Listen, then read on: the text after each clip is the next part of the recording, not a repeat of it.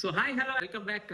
So ಇವತ್ತು ಇನ್ನೊಂದು ಡಿವೈಡೇಬಲ್ concept, protein ಹಾಗೂ ವೆಯ್ಟ್ ಲಾಸ್. ಸೊ ಪ್ರೋಟೀನ್ ಮತ್ತು ವೆಯ್ಟ್ ಲಾಸ್ಗೆ ಏನ್ ಸಂಬಂಧ, ಪ್ರೋಟೀನ್ ಇಂದಾಗಿ ವೆಯ್ಟ್ ಲಾಸ್ ಜರ್ನಿಯಲ್ಲಿ ನಮ್ಮ ಬಾಡಿಯನ್ನ ನಾವು ಹೇಗೆ ಮೇಂಟೈನ್ ಮಾಡ್ಕೊಳ್ಳುವಂಥದ್ದು, ಈ ವಿಚಾರಗಳನ್ನ ತಿಳ್ಕೊಳ್ಳೋಣ.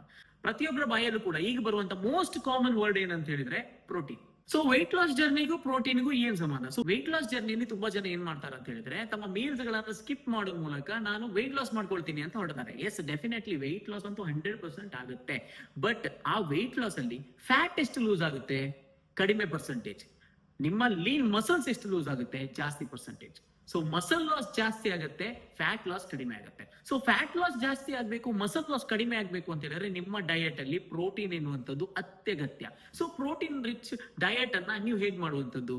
ಸೊ ಪ್ರೋಟೀನ್ ರಿಚ್ ಡಯಟ್ ಅನ್ನ ನೀವು ಪ್ರಿಪೇರ್ ಮಾಡಿ ಮತ್ತೇನೆ ಅದನ್ನ ನೀವು ಕನ್ಸ್ಯೂಮ್ ಮಾಡ್ಬೇಕಂತ ಏನಿಲ್ಲ. ನಿಮ್ಮ ಏನ್ ಮಧ್ಯಾಹ್ನದ ಊಟ ಅಥವಾ ಡಿನ್ನರ್ ಏನ್ ನೀವು ತಗೊಳ್ತಾ ಇರ್ತೀರಾ ಅದರಲ್ಲಿ ಒಂದೆರಡು ಪ್ರೋಟೀನ್ ಐಟಮ್ಸ್ ಗಳನ್ನು ಜಾಸ್ತಿ ಇನ್ಕ್ಲೂಡ್ ಮಾಡಿ. ವೆಯ್ಟ್ ಲಾಸ್ ಜರ್ನಿಯಲ್ಲಿ ಇದ್ದಾಗ ನಾವು ಕಡಿಮೆ ಪೋರ್ಷನ್ಸ್ ಅಲ್ಲಿ ತಿಂತಾ ಇರ್ತೀವಿ. ಕಡಿಮೆ ಪೋರ್ಷನ್ಸ್ ಅಲ್ಲಿ ತಿಂತಾ ಇದ್ದಾಗ ಬಾಡಿಗೆ ಎಸೆನ್ಷಿಯಲ್ ನ್ಯೂಟ್ರಿಯೆಂಟ್ಸ್ ಗಳ ಸಪ್ಲೈ ಎನ್ನುವಂಥದ್ದು ಸ್ವಲ್ಪ ಕಡಿಮೆನೇ ಇರುತ್ತೆ. ಸೊ ಆ ಸಂದರ್ಭದಲ್ಲಿ ನಾವು ಪ್ರೋಟೀನ್ ಇಂಟೇಕ್ ಅನ್ನ ಜಾಸ್ತಿ ಮಾಡಿದ್ರೆ ನಮ್ಮ ಮಸಲ್ಸ್ ವೆರಿ ಮಚ್ ಇಂಟ್ಯಾಕ್ಟ್ ಆಗಿರುತ್ತೆ, ಫ್ಯಾಟ್ ಲಾಸ್ ಎನ್ನುವಂಥದ್ದು ಜಾಸ್ತಿ ಆಗುತ್ತೆ. ಪ್ರೋಟೀನ್ ಜಾಸ್ತಿ ತಗೊಂಡು ನೀವು ಫ್ಯಾಟ್ ಲಾಸ್ ಜರ್ನಿಗೆ ಇಳಿದ್ರಿ ಅಂತ ಹೇಳಿದ್ರೆ ನಿಮ್ಮ ವೇಟ್ ಕ್ರಮೇಣ ಸ್ವಲ್ಪ ಟೈಮ್ ತಗೊಂಡ್ ನಂತರ ರಿಡ್ಯೂಸ್ ಆಗ್ಲಿಕ್ಕೆ ಶುರು ಆಗುತ್ತೆ. ಯಾಕಂತ ಹೇಳಿದ್ರೆ ಅಲ್ಲಿ ಆಗ್ತಿರುವಂತದ್ದು ರಿಯಲ್ ಫ್ಯಾಟ್ ಲಾಸ್.